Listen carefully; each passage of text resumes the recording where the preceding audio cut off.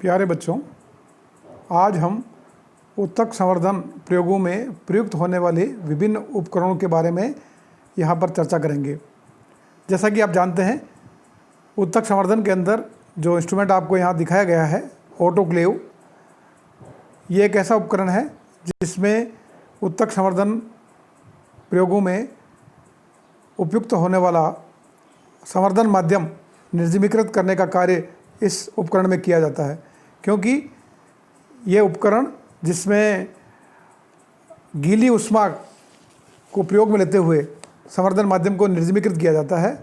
इस प्रकार ऑटोक्लेव जो है वह एक प्रेशर कुकर के सिद्धांत पर आधारित उपकरण है जो एक संवर्धन माध्यम को उसमें पाए जाने वाले विभिन्न जीवाणुओं को नष्ट करने का कार्य करता है। ऑटोक्लेव जिसमें 15 पाउंड प्रेशर के ऊपर 15 मिनट तक किसी भी संवर्धन माध्यम को निर्जमीकृत किया जाता है। जैसा कि आप जानते हैं, 15 पाउंड प्रेशर के ऊपर इस उपकरण का तापक्रम 121 डिग्री सेंटीग्रेड हो जाता है और जिसमें कोई भी सूक्ष्म जीवाणु जिंदा नहीं रहता है। दूसरा उपकरण हम आपके सामने लेते हैं, laminar flow clean air bench. Laminar flow clean air bench ऊतक संवर्धन में प्रयोग लेने वाला वह उपकरण है जहां पर संवर्धन माध्यम के ऊपर किसी भी कर्तोतक को स्थानांतरित किया जाता है। बेसिकली अगर आप इस उपकरण की संरचना देखें तो इस उपकरण के अंदर मुख्य रूप से 2 प्रकार के फिल्टर लगे रहते हैं। एक फिल्टर नीचे की ओर लगा रहता है जिसे हम प्री फिल्टर कहते हैं, जबकि एक वर्किंग टेबल के सामने की तरफ एक फ़िल्टर लगा रहता है जिसे हम हेपा फिल्टर कहते हैं। हेपा फिल्टर जैसा कि आप जानते हैं high efficiency particulate air filter, जिसकी पोर साइज और आप कह सकते हैं जिसमें छिद्र की साइज 0.3 माइक्रोमीटर होती है, जिसमें से कोई भी जीवाणु इसमें से बाहर नहीं आ सकता। इसी प्रकार लेमिनर फ्लो की छत के अंदर 2 प्रकार की ट्यूबलाइट लगी रहती है, जिसमें एक वाइट ट्यूबलाइट लगी रहती है और दूसरी उसके अंदर यूवी ट्यूबलाइट लगी रहती है। Laminar flow clean air bench के अंदर निर्जमीकरण के अंदर ये 2 प्रकार के सिस्टम कार्य करते हैं, जिसमें यूवी ट्यूबलाइट का कार्य होता है कि जब भी हम किसी भी संवर्धन माध्यम पर कर्तोतक को स्थानांतरित करते हैं तो सबसे पहले उन सारे संवर्धन माध्यम के फ्लास्क, कर्तोतक, इन सभी को लेमिनर फ्लो के अंदर रखकर उसको बंद कर देते हैं। बंद करने के बाद में उसमें 60 सेकंड तक हम यूवी ट्रीटमेंट देते हैं। यूवी की ट्रीटमेंट का मतलब यहाँ पर यह है कि यूवी ट्यूबलाइट जला दी जाती है और यूवी ट्यूबलाइट उस क्षेत्र में जहाँ पर माध्यम आदि रखा गया है वहाँ पर उपस्थित सारे सूक्ष्म जीवों को समाप्त कर देता है।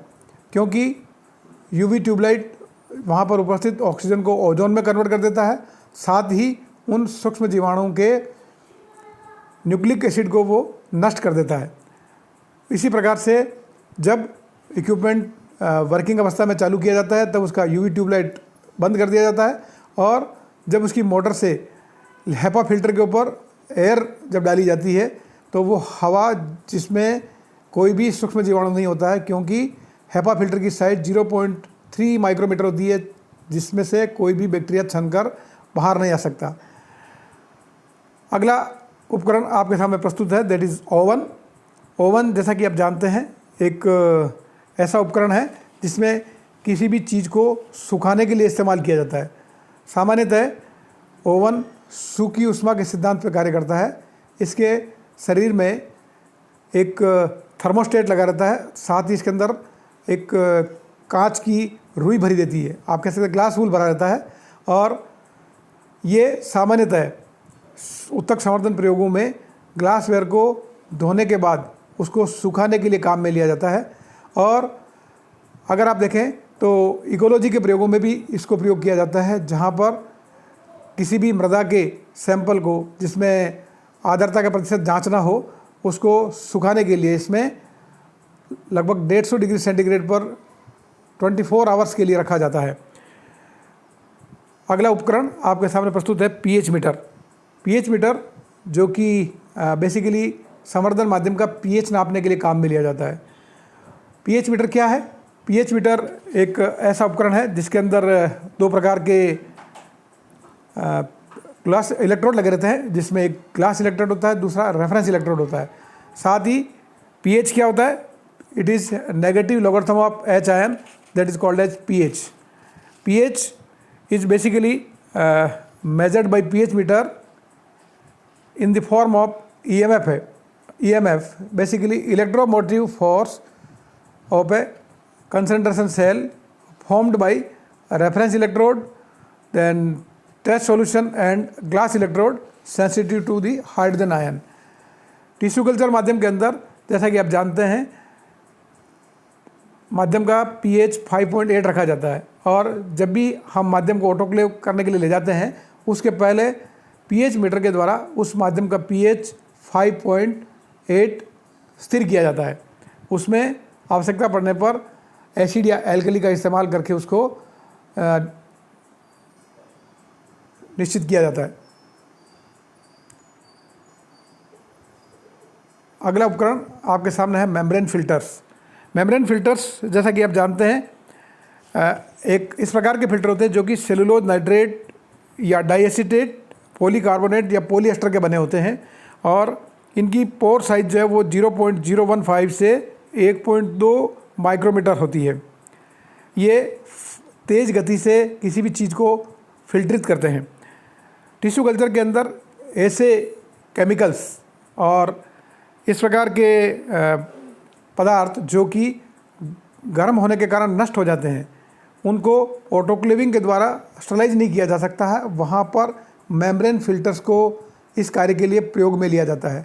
मेम्ब्रेन फिल्टर्स के द्वारा विटामिन्स, अमीनो एसिड्स, हार्मोन्स और एंजाइम जो कि थर्मोलेबाइल होते हैं उन सभी को निर्जमीकृत करने का कार्य किया जाता है तथा उनको बाद में माध्यम के अंदर ऐड कर दिया जाता है। अगला उपकरण आपके सामने प्रस्तुत है हेयर हाइग्रोमीटर, केस आर्द्रता मापी। बेसिकली केस आर्द्रता मापी कल्चर रूम जहाँ पर टिश्यू कल्चर एक्सपेरिमेंट के सारे कल्चर्स रखे जाते हैं वहाँ पर ह्यूमिडिटी कितनी है इसको नापने के लिए केस आर्द्रता मापी का प्रयोग किया जाता है।